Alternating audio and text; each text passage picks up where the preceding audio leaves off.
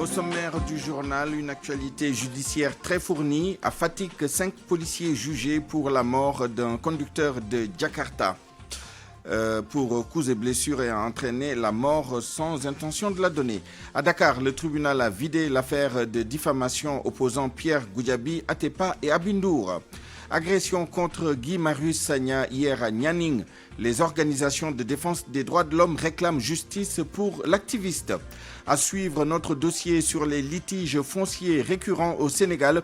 Illustration à Dougar où les habitants et la société Peacock entament des négociations demain vendredi. Vous entendrez l'avis de spécialistes en foncier. Fonction publique locale, les derniers textes d'application adoptés hier en Conseil des ministres. L'épilogue de 10 ans de lutte syndicale. Et puis notre reportage sur les Kael-Cédra dans la ville de Thiès, un arbre emblématique de la capitale du rail mais menacé de disparition. À la mise en onde de ce journal, Alioune Ba.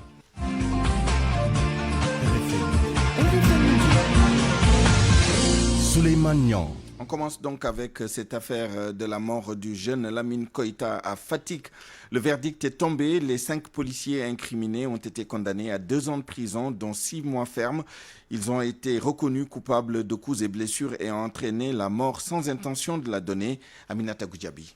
L'affaire a été vidée aux premières heures de la matinée. Le tribunal de grande instance de Fatick condamne les 5 policiers à une peine de 2 ans de prison, dont 6 mois fermes. Ils sont reconnus coupables d'abus d'autorité et de coups et blessures volontaires ayant entraîné la mort sans l'intention de la donner. Maître Bassirou Sakho, avocat de la famille de Amadou Lamine Koïta. Nous estimons qu'il s'agit là d'une décision satisfaisante parce qu'elle participe à la consolidation de la confiance qui doit régner entre une justice et ses justiciables. Et vous vous rappelez, au lendemain de la mort subite de Mamadou Lamine Keïta, les jeunes avaient pensé par la violence venger leurs camarades. Mais aujourd'hui, alors que je leur avais demandé de cesser toute violence et de faire confiance en cette justice, aujourd'hui, je pense que cette décision me donne entièrement raison. Et en ce qui concerne les intérêts civils, les coupables sont condamnés à verser une somme de 150 millions de francs CFA à la mère de la victime et 1 million à son ami avec qui elle était le jour des faits. Il a été aussi blessé par les policiers. Astou Balsek, tante de Amadou Lamine Koïta, se félicite de cette décision de justice. Nous remercions la justice sénégalaise du fond du cœur. Lors des événements, nous avions eu le soutien de tous les Sénégalais. Sa maman sera certes dédommagée, mais l'argent importe peu pour nous. Nous aurions préféré que notre enfant soit vivant. Amadou Lamine Koïta, 26 ans, conducteur de moto Jakarta, est décédé le 10 février 2020. Il avait été roué de coups par des éléments de la police lors d'une patrouille. Aminata Goudiaby, Fatick RFM. Aminata Goudiaby qui vient de nous informer que le juge a émis un mandat d'arrêt à l'encontre des 5 policiers. Le verdict est également tombé ce matin dans l'affaire de diffamation opposant l'architecte Pierre Goudiaby Atepa à l'artiste et femme d'affaires Abindour. Le tribunal de Dakar a condamné la chanteuse à 3 mois de prison avec sursis et à une amende d'un montant de 100 000 francs CFA. Le juge a également accordé à l'architecte 8 millions de francs CFA au titre de dommages et intérêts. Pierre Goudiaby Atepa avait saisi la justice d'une plainte pour diffamation suite à la diffusion sur les réseaux sociaux d'une vidéo dans laquelle Abindour l'accusait de harcèlement sexuel. Autre affaire de diffamation portée devant la justice, celle qui oppose le juge Souleymane Teliko au journaliste Madiambal Diagne. Le procès prévu ce matin a été reporté au 20 mai pour paiement de la consignation et pour plaidoirie.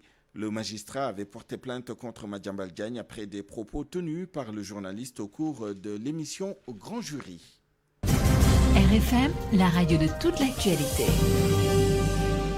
Litige foncier à Dougar, l'espoir est permis pour un retour au calme. Les différentes parties qui se disputent 72 hectares vont se retrouver vendredi, demain donc, pour une réunion de négociation. Ce sera entre les populations et la société Peacock. Mais déjà, la rencontre s'annonce houleuse car les deux parties campent sur leur position.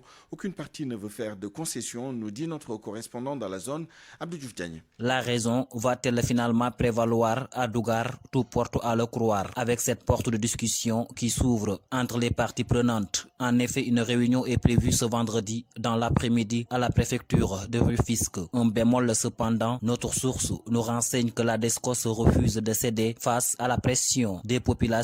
Le colonel estime que c'est un dossier qu'il gère depuis 5 ans. Au même moment, les populations restent braquées et campent sur leur position. Elles exigent l'arrêt des travaux, la restitution des terres et le remboursement des pertes causées par les destructions. Les jeunes interpellés à Dougar lors des affrontements avec les forces de l'ordre ont été tous libérés. Rappelons que des affrontements avaient eu lieu sur le site, occasionnant 3 blessés graves. Les 2 ont été remis de leurs blessures et sont rentrés chez eux. Le 3e, encore à l'hôpital d'Antec, va bientôt retrouver les siens. Dougar reste à l'écoute de la préfecture de Rufisque. RFM Rufisque, Abdou Diouf Diagne.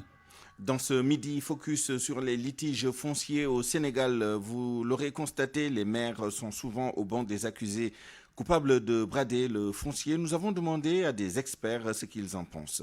Voici le dossier réalisé à ce sujet par Mohamed Ali Mouba. Pourquoi les représentants des collectivités territoriales sont cités régulièrement dans des litiges fonciers au Sénégal? Pour Maremasso, l'explication est simple. Elle est présidente du réseau national Enda Kermon. Toutes les délibérations passent par la commune. C'est le maire qui préside la commune, avec bien sûr le comité domanial. Donc tout ce qui arrive à avoir des délibérations sans concertation avec les communautés l'ont obtenu avec les maires. C'est les maires qui organisent. Et il y a même dans certaines localités où même les conseillers ruraux ou bien les conseillers municipaux disent qu'ils n'ont pas été présents à cette délibération. Mais l'experte à Enda Kermon estime qu'il n'y a pas que les maires. L'administration est quelque part complice des dérives. Certes, il y a les maires, mais on ne peut pas aussi laisser l'administration de côté. Chaque délibération des centaines et des milliers d'hectares ne se fait pas sans la présence du sous-préfet. Et après le sous-préfet, la délibération est validée normalement au niveau du préfet. Donc ces gens-là qui sont de l'administration aussi, qui voient des choses passer et qui laissent passer, on ne peut pas dire qu'ils ne font pas partie. Il y a des moments même où c'est des gouverneurs même aussi qui font pression sur cette population. Pour Kiambasek, le foncier au Sénégal, c'est avant tout une affaire de texte. Mais quelquefois, il y a une volonté manifeste de contourner les textes. Kiambasek est expert en décentralisation. Il y a l'aspect traditionnel, il y a le droit coutumier et il y a le droit moderne. C'est ce conflit maintenant, c'est ce problème aujourd'hui qui amène souvent des conflits. Et souvent aussi, il y a une volonté manifeste et qui font aussi des pratiques qui sont antinomiques aux lois qui sont en vigueur. Je crois que toute la question est là. Je crois qu'il y a une question de profit, etc. Au-delà de la volonté de s'enrichir sans cause, il y a que certains maires ne maîtrisent pas forcément les textes. Le code des collectivités territoriales. Il urge selon donc Kiambasek de les mettre à niveau. C'est pour s'enquérir d'une affaire foncière que Guy Marius Sagna s'est rendu hier à Nianing dans la commune de Malicounda et qu'il y a été rudoyé au lendemain de l'agression contre Guy Marius Sagna donc à Nianing dans le département de Mbour.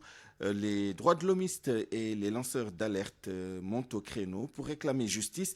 Ils demandent l'ouverture d'une enquête et des sanctions contre les auteurs de cet acte. L'État est appelé aussi à protéger les activistes et les lanceurs d'alerte. Koumbassa Ndiane Faye. À Bambey, ce sont des nervis qui nous avaient accueillis, qui nous avaient été obligés à l'époque de faire le tour pour rentrer par la brousse pour aller dans la ville. Fadel Barro raconte ainsi des expériences malheureuses et similaires subies dans le passé, comme pour dire que ces genres de violences gagnent du terrain. Et il faut que cela cesse. Les auteurs doivent être traduits devant la justice. Il est le coordonnateur de la plateforme de protection des lanceurs d'alerte en Afrique. L'État doit prendre ses responsabilités, arrêter ces jeunes de Nianing qui ont agressé hier Guy Marius Sagna et ceux qui l'accompagnaient avec les kilifos de Y'en a marre et autres, les arrêter, les corriger pour que de tels actes ne soient pas exemplaires dans la politique. Selon le défenseur des droits de l'homme, Maître Hassan Dioma Ndiaye, compte tenu des blessures accusées et des images comme preuve, le parquet doit ouvrir une enquête. Dans un état de droit, quels que soient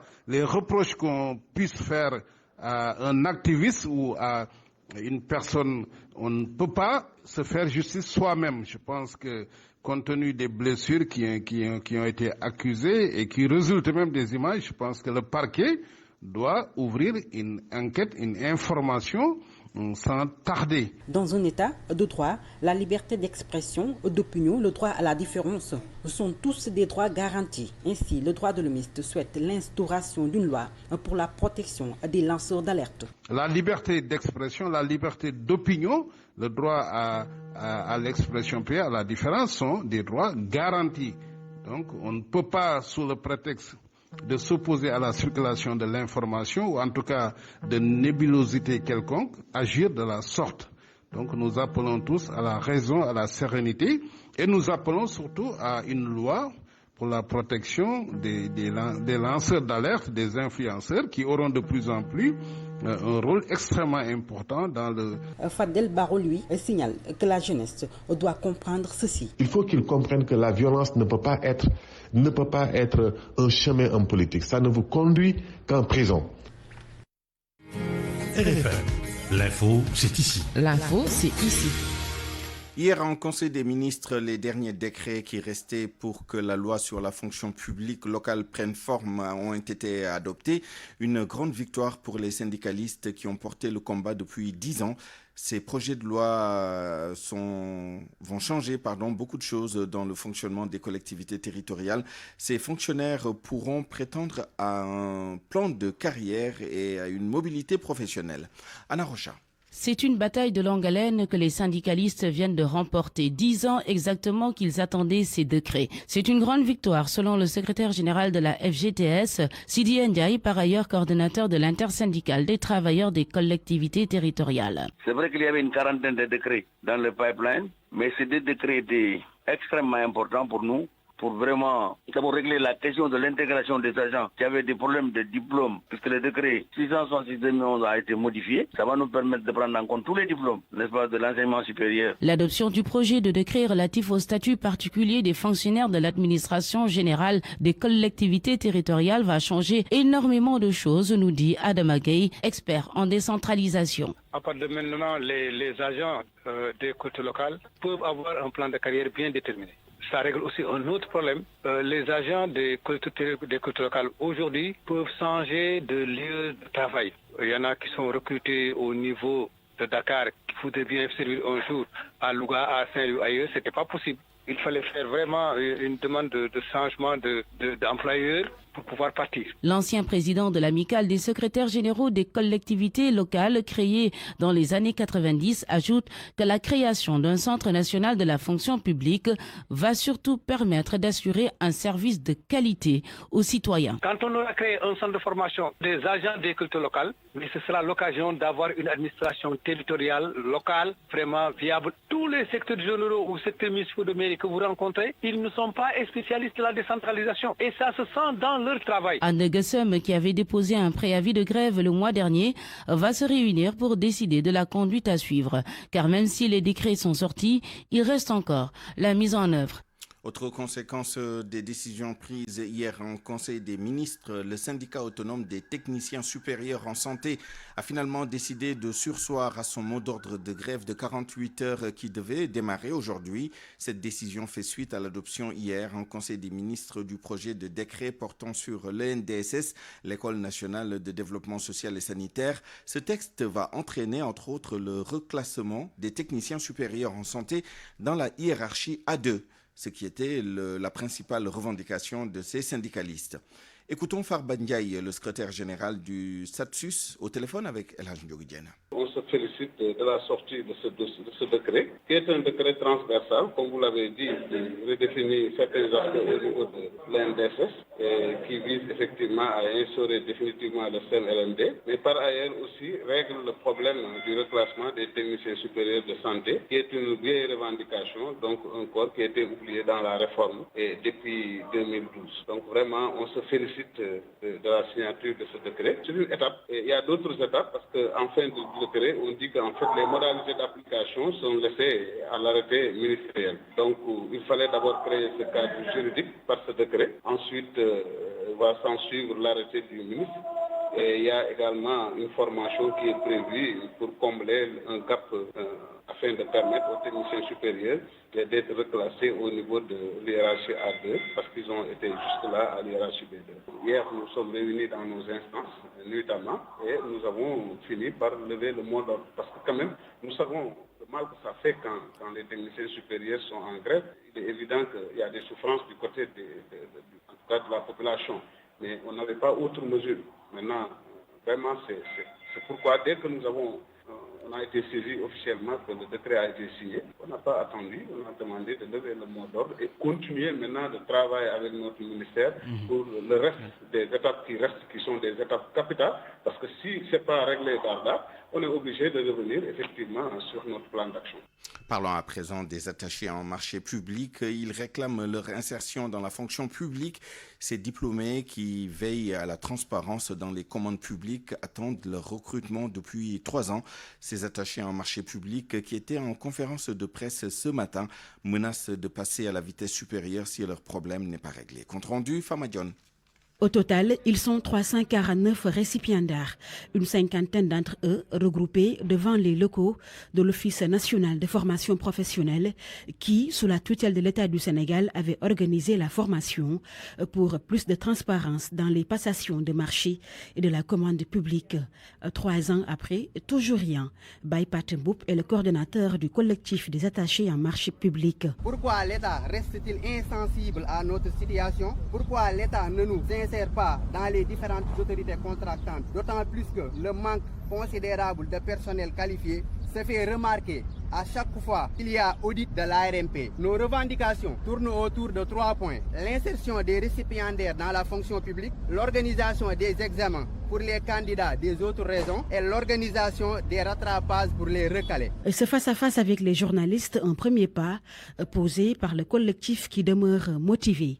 D'autres actions vont être menées si rien n'est fait. Nous n'hésiterons pas à dérouler notre agenda dont la deuxième étape consiste à organiser une marche. Des actes concrets ne sont pas posés par les autorités. Ces personnes se disent aptes à intervenir sur le volet opérationnel de passation des marchés publics. Une formation recommandée par l'UEMOA, l'instance monétaire sous-régionale avait suggéré des formations pour plus de transparence dans la passation des marchés. Et depuis l'obtention de leur diplôme, les récipiendaires attendent toujours le recrutement. Toujours au chapitre des revendications, le collectif pour la défense des intérêts de la profession pharmaceutique exige du ministère de la Santé l'application du décret 2007-1457 afin de faciliter l'accès des médicaments, l'accessibilité des médicaments aux populations. Ces pharmaciens accusent le ministre de la Santé de créer des blocages pour leur refuser d'ouvrir des officines. À l'heure où on parle d'emploi des jeunes, le CODIFAR interpelle le chef de l'État pour une solution rapide à leurs mots. Docteur Abdelkader Diop est le président du collectif. Il est avec Salimata Aoua. C'est cet état de fait qui nous a conduits, en tant que collectif pour la défense des intérêts de la profession pharmaceutique, en acronyme CODIFAR, à exiger l'application du décret 2007-1457 du 3 décembre 2007 afin de faciliter l'accessibilité des médicaments aux populations. En effet, ce texte de loi stipule en son article 1er que sur toute l'étendue du territoire, la population requise pour la création d'une officine de pharmacie est de 5000 habitants. Le collectif pour la défense des intérêts de la profession pharmaceutique CODIFAR réclame l'ouverture sans délai, je dis bien l'ouverture sans délai des dépôts pour les pharmaciens désireux de tenir ces officines de pharmacie. Ces dépôts sont fermés sans aucune raison valable depuis 3 ans. L'application effective du décret 2007-1457 du 3 décembre 2007 qui autorise la création d'une officine de pharmacie pour toute population de 5000 habitants. La suppression de la commission d'études de dossier mise en place par le ministre de la Santé de façon illégale. La possibilité de prospection par le pharmacien lui-même en vue de vérifier le respect des critères de population et de distance. RFM 94.0, la radio en puissance. Vaccination contre la poliomyélite après la découverte de cas à Bambey. La campagne a été lancée dans la région de Diourbel ce jeudi. 3 jours pour vacciner le maximum d'enfants. Au centre de santé de Darou Marnane, où notre reporter s'est rendu ce matin, le constat est que plus de 1100 enfants n'ont pas été vaccinés contre la polio. Marema Diop.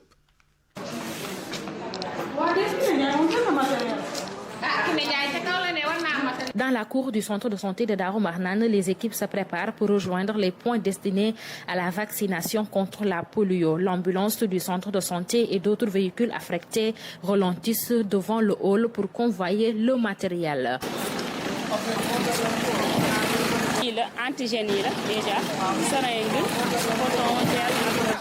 Docteur Ndesine Bundiaï, major du centre, explique la stratégie. On va directement dans les sites parce qu'il y a des enfants qui habitent peut-être à moins de 5 km. Ce sera des stratégies fixes, mais fixes avant. Pour les enfants qui habitent aux alentours de la structure, ils vont venir. Ces enfants vont être vaccinés ici. Nous prenons alors les escaliers pour voir l'ambiance dans la salle de vaccination.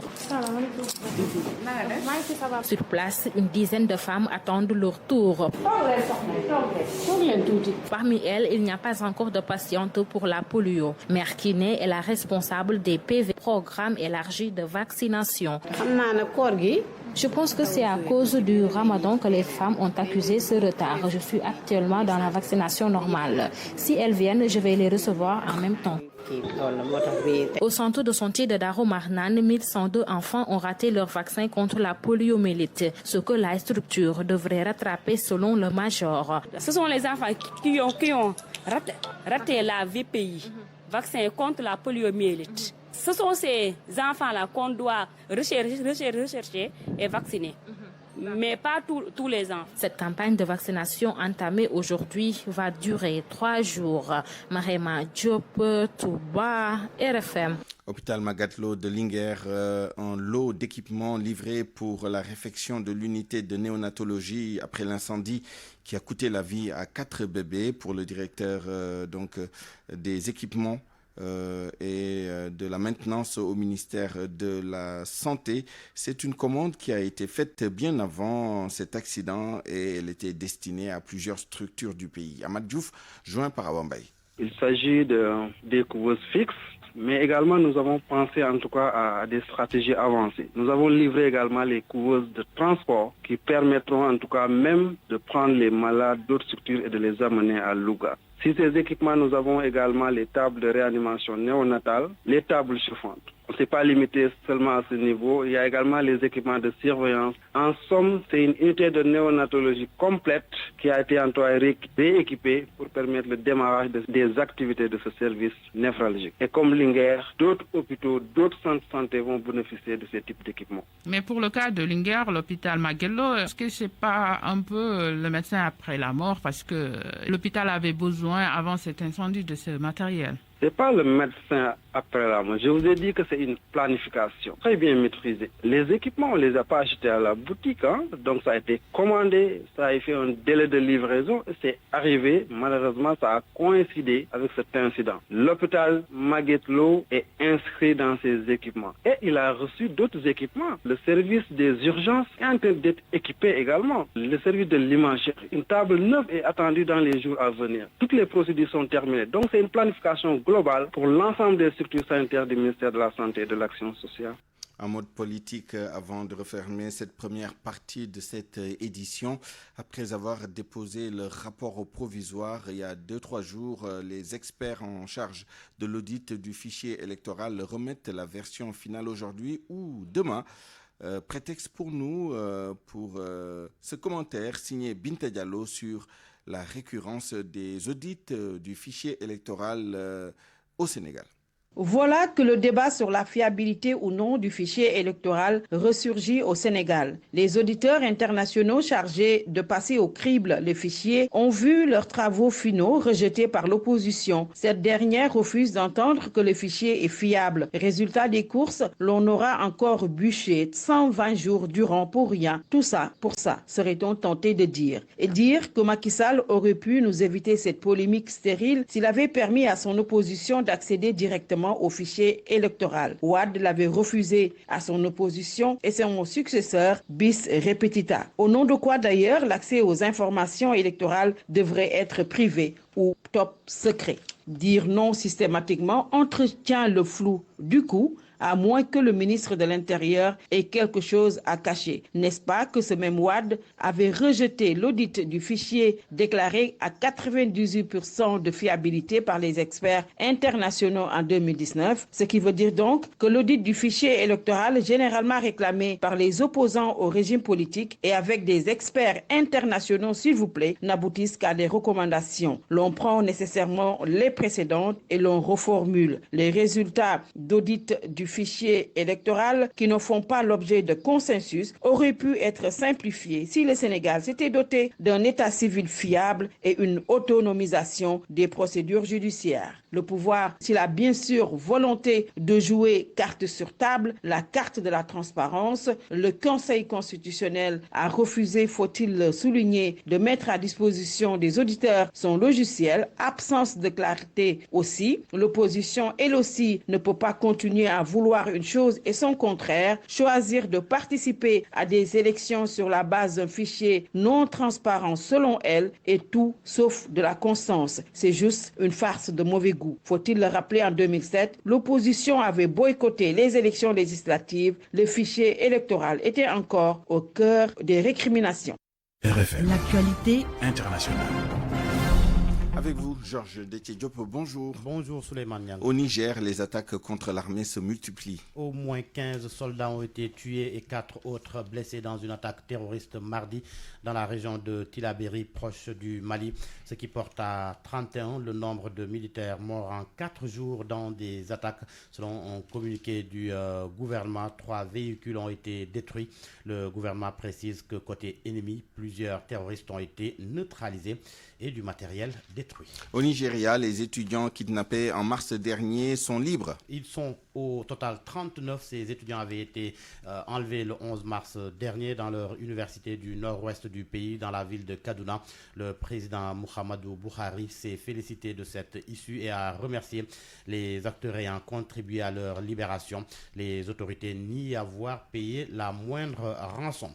La CPI, la Cour pénale internationale, a condamné Dominique Ongwen à 25 ans de prison. Ce commandant de l'armée de résistance du Seigneur LRA a été poursuivi pour 70 chefs d'accusation de crimes de guerre et de crimes contre l'humanité commis par le groupe de Joseph Kony dans le nord de l'Ouganda entre 2002 et 2005.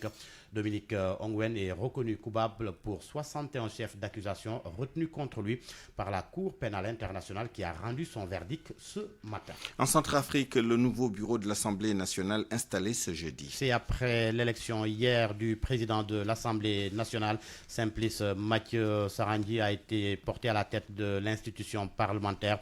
Il a été plébiscité de 69 voix contre 20 pour Martin Ziguele et 1 pour Joseph Bendunga.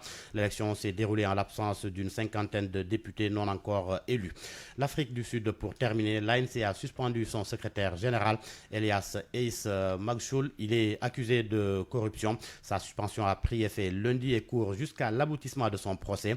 Ace Magchoul sera jugé en août aux côtés d'une quinzaine de co-accusés pour avoir notamment volé de l'argent public mis de côté en 2014 pour désamianter des logements sociaux lorsqu'il était Premier ministre du Free State.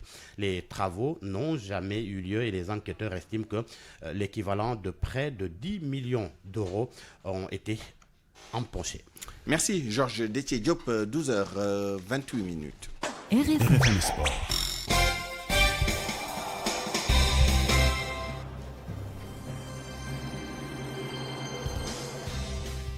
Le journal des sports à présent avec vous, cher Tidiane Diagne. Bonjour. Bonjour à vous, Souleymane, et bonjour à tous. Football d'abord, mise à jour du calendrier du championnat national. 2 rencontres attendues cet après-midi. À partir de 16h au stade Ngalandou Diouf de Rufisque, Teungueth FC leader va croiser Dakar Sacré-Cœur qui occupe la 10e place au classement de la Ligue 1. Un choc attendu au stade Amadou Barry de Guédiawaye entre le Jaraaf 8e et AS Douane, et AS Pikine. C'est prévu donc pour cet après-midi. La CAF, la Confédération africaine de football, a décidé décidé de reporter les éliminatoires de la Coupe du Monde 2022. Selon le communiqué de l'instance dirigeante, la gestion de la Covid-19 et la suspension de certains stades en sont les principales raisons. Le mois de septembre est retenu donc pour le démarrage de ces éliminatoires au lieu du mois de juin comme initialement prévu. Retour sur la belle prestation hier d'Edouard Mendy en Ligue des Champions. Ah oui, le portier sénégalais qui est devenu un mur imparable pour les attaquants adverses, auteur de plusieurs clean sheets aussi bien en Première Ligue qu'en Ligue des Champions. Le portier sénégalais est devenu un top player. Sodakam. Il pensait découvrir la Ligue des Champions avec Rennes. Il l'a finalement fait avec Chelsea. Et 7 mois après son transfert chez les Blues, Edouard Mendy, âgé de 29 ans, est qualifié pour la finale. De quoi ajouter une ligne de plus à son incroyable parcours. Lui, qui était au chômage il y a 6 ans. Depuis, le gardien vit une ascension exceptionnelle qu'il s'est lui-même construite. Ardemment désiré par les Blues, qui l'ont enrôlé en septembre dernier, Edouard Mendy est l'un des grands artisans de la superbe saison de l'équipe londonienne. Il l'a encore prouvé hier lors de la demi-finale retour entre Chelsea et le Real Madrid. L'international sénégalais a conservé à 8 reprises sa cage inviolée en 11 matchs de l'UEFA Champions League cette saison, soit le plus grand nombre en une seule campagne pour un gardien de but d'une équipe anglaise dans l'histoire de la compétition. Et oui, cela n'était jamais arrivé pour un gardien d'une équipe anglaise en Ligue des Champions, ce qui permet à Edouard Mendy d'entrer dans l'histoire de la compétition par la grande porte. Arrivé chez les pros sur le tas, le gardien sénégalais s'est imposé comme titulaire au sein de l'équipe anglaise avec des statistiques impressionnantes. Son ratio s'est encore amélioré par rapport à celui relevé par les statisticiens d'Opta en mars dernier, lorsque le gardien des Blues faisait déjà mieux que les 210 gardiens de l'histoire du championnat ayant au moins disputé 10 matchs dans l'élite. Edouard Mendy est le seul à avoir un pourcentage supérieur à 50% en la matière. Sur les belles performances du portier sénégalais Edouard Mendy de Chelsea qui va donc croiser Manchester City. Vous l'avez sans doute constaté, une affiche de finale de Ligue des Champions prévue pour le 29 mai prochain, une finale 100% anglaise, le football anglais en tout cas. Sur le toit de l'Europe, cette situation ne surprend guère Alassane Seck, notre consultant basé à Londres, qui précise par ailleurs que la Première Ligue est devenue depuis quelques années une référence. C'est juste la confirmation que les équipes anglaises sont de grands compétiteurs. Que Manchester City et Chelsea se confrontent à l'ultime étape en Ligue des Champions et qu'il y ait une possibilité d'une autre finale 100% anglaise en Europa League témoigne de la qualité et du haut niveau du championnat anglais. Dans le passé, les équipes avaient souvent souffert de leur emploi du temps très chargé et du rythme très soutenu en championnat. Ce qui fait que dans la dernière ligne droite, les équipes de la Première Ligue avaient été émoussées et peinées à renverser des résultats. Cette année, il y a eu une bonne gestion des groupes et la richesse des effectifs a permis aux entraîneurs de faire des rotations. D'où la fraîcheur physique dont on fait montre les équipes. Autant Chelsea, Manchester City et Manchester United, presque qualifiés en finale en Europa, ont montré leur supériorité face à des grosses pointures. Se qualifier devant le PSG, le Real, entre autres, sans perdre ni à l'aller ni au retour n'est pas une chose aisée. C'est dire que les performances ont été très solides sur le plan individuel aussi, des joueurs comme Mahrez,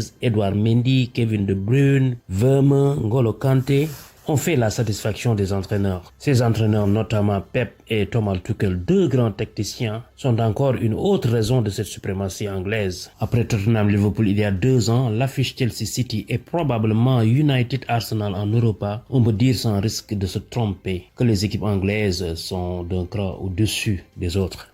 Tidiane, il faut ajouter qu'on pourrait également assister à une finale 100% anglaise en Europa League. Et Manchester United et Arsenal sont en bonne posture. Les Red Devils, large vainqueurs 6-2 à domicile face à AS Roma, accueillent la formation italienne ce soir à partir de 19h TU.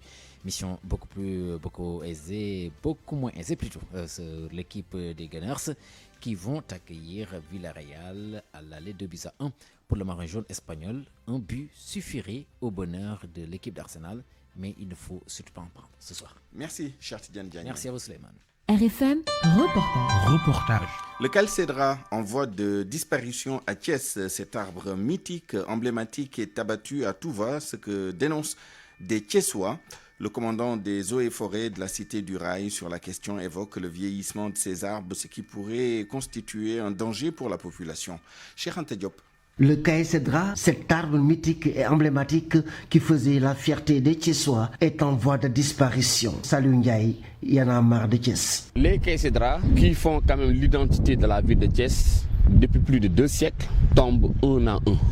Service régional des eaux et forêts qui distribue des autorisations d'abattage. Des populations se sont levées pour attirer l'attention des autorités sur la situation. L'urgence, c'est d'arrêter cette distribution des autorisations d'abattage. Commandant Daoud Ndjogou, chef du secteur des eaux et forêts de Thiès, est sorti de sa réserve pour mettre un terme à la grosse polémique. Les premières plantations de caïcédra ont démarré vers les années 1900. Donc les plantations se sont poursuivies jusqu'à 1945. On a au niveau de Thiès un peuplement de Khaya qui est séculaire, qui constitue à certains endroits de la ville un danger réel pour les populations parce que menaçant ruine à tout moment. Les Khaya sénégalensis aujourd'hui peuvent tomber sous les individus à tout moment. Les populations prennent les précautions nécessaires en faisant des demandes d'élagage ou d'abattage. Le peuplement de Khaya est vieillissant.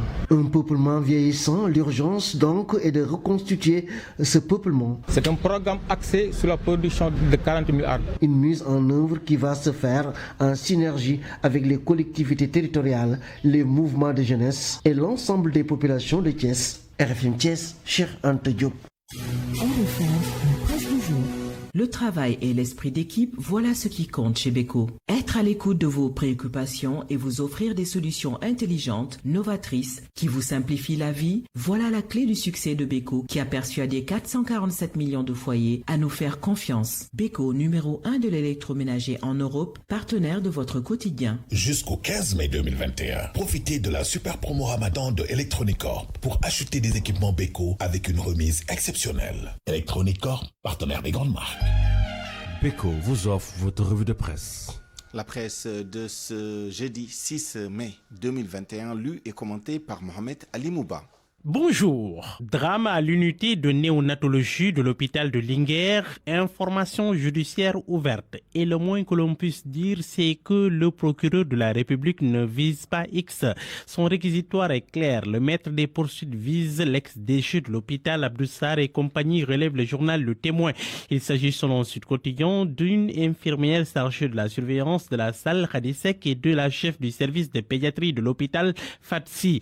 D'après les enquêtes détaillées par l'AS, les bébés étaient enfermés dans la salle quasi hermétique dans laquelle les visites n'étaient effectuées que toutes les 2 heures. Et durant ces intervalles, ils étaient sans aucune surveillance dans une salle distante de celle de la garde de plus de 500 mètres qui n'a aucun dispositif d'écoute à distance ou de vidéosurveillance. L'enquête parle alors de négligence. Mais d'ores et déjà, Libération annonce que le procureur a requis le mandat de dépôt contre l'ex-directeur et les 2 agents incriminés. Mais selon l'Observateur, l'ex-directeur de l'hôpital ne s'est pas laissé faire face aux enquêteurs.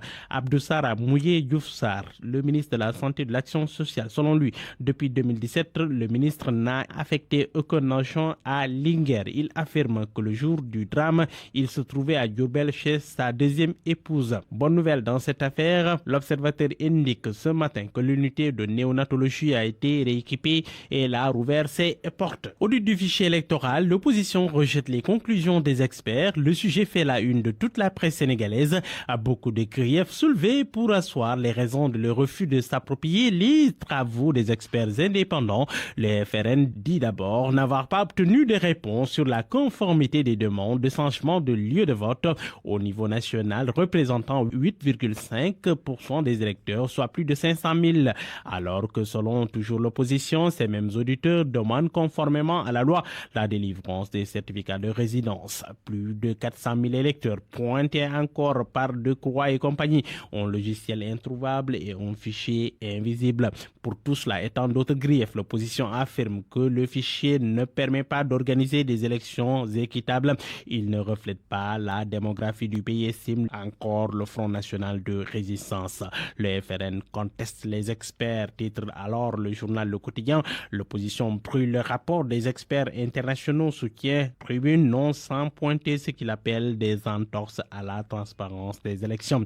Après l'avoir réclamé à Corée, l'opposition rejette aujourd'hui l'audit du fichier électoral, déplore le Témoin. Guy Marius Sagna et son périple dans le Niani, périple mouvementé s'il en est, et pour cause, le chef de file de Frappe France Dégage a reçu et de la colère et des coups. Guy Marius Sagna est tombé, selon Vox Populi, dans un guet-apens alors qu'il était allé porter secours à des populations dépossédés de leurs terres là-bas. Il accuse le maire de Malicounda des jets du coude, le présumé agresseur, botte en touche dans le même journal. Il affirme c'est complètement faux. Les 18 hectares pour lesquels on parle de spoliation foncière n'appartiennent pas encore à la commune. Comment peut-on alors vendre une terre dont on n'est pas encore propriétaire, se demande Maguette Sen. Le journal Les Échos, foudrage, titre Guy lâchement violenté et aspergé de sable. Ses habits déchirés, les partisans du maire avouent selon le confrère en être les auteurs. Guy Marius Sagna à l'hôpital après son retour sur Dakar et sous perfusion. Guy la tête dans le sable. Bichon du coup le quotidien. Commentaire de Vox Populi, ça sent le soufre. La terre devient sulfureuse au Sénégal et tous ceux qui manipulent doivent désormais se rendre à l'évidence. Les populations sont décidées à y mettre leur vie. Aux quatre coins du pays, les prédateurs fonciers sont avertis. Mais le commentateur du quotidien voit autre. Dans un commentaire intitulé Guy a dégagé, mon confrère relève qu'à peine 24 heures après avoir relevé à quel point il n'était point aisé pour n'importe qui de plonger sa main dans le nid de serpent du foncier au Sénégal, que son propos vient d'être illustré par la mésaventure arrivée hier à Guy Marius Sagna. Ironiquement, relève le journal, celui qui en est venu à se prendre pour un véritable Guy Magie a vu qu'il existe aussi des portions du territoire où il n'est pas le bienvenu. Mon confrère note pour ne pas avoir tâté le terrain avant d'y mettre le pied. Ce pour ne pas avoir tâté le terrain avant d'y mettre le pied. Après, il est plus facile, selon le confrère, d'accuser des adversaires politiques pour justifier ses propres bêtises. Et puis sport pour boucler. Un gros titre dans les quotidiens sportifs, l'exploit d'Edouard Mendy et de son équipe Chelsea hier en demi-finale de Ligue des Champions. Chelsea qui bat le Real de Madrid 2-0. Infranchissable contre le Real. Edouard et Chelsea au sommet, titre record. Le Real puni à Stamford Bridge relève Stade Quotidien. Chelsea s'offre une finale 100% anglaise contre City. Mon confrère, que c'est la troisième fois que deux équipes anglaises se retrouvent en finale après 2008 et 2019. Répétition générale lors des retrouvailles samedi. Pour le quotidien, Edouard Mendy sur les pas de Sadio Mané. Dans Sunulamb, Balagaï de Gris Bordeaux en Gambie s'est acté. Le remake paraphé hier relève le confrère. Sunulamb donne la parole à Bala qui dit « Je veux 5 contrats, je suis un compétiteur, j'ai faim ». Quant à Gris, l'affirme « J'ai toujours contesté cette défaite. Je veux une victoire par KO. Bon lecture à tous. Le travail